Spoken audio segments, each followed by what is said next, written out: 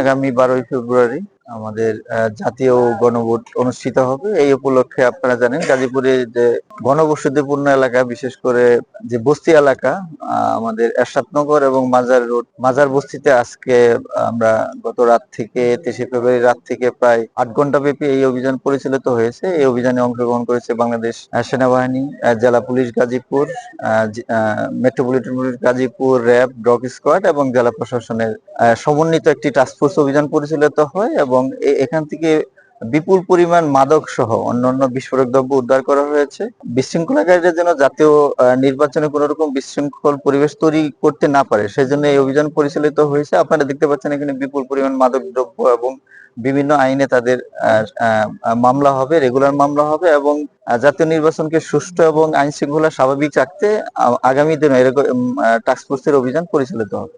প্রায় 35 জনের মতো আমরা আটক করেছি। বেসিক্যালি এটা তাদের মোবাইল, এগুলা মামলার আলামত হিসেবে যাবে, সেগুলো তাদের কাছ থেকে উদ্ধার করা হয়েছে। এখন আমরা আইএমই নাম্বার ট্র্যাকিং করে দেখবো যে আসলে এইখানে ছিনতাইকারীদের কোনো মোবাইল আছে কিনা, সেগুলো জব্দ আকারে আমাদের মামলা হিসেবে আলামত হিসেবে যাবে।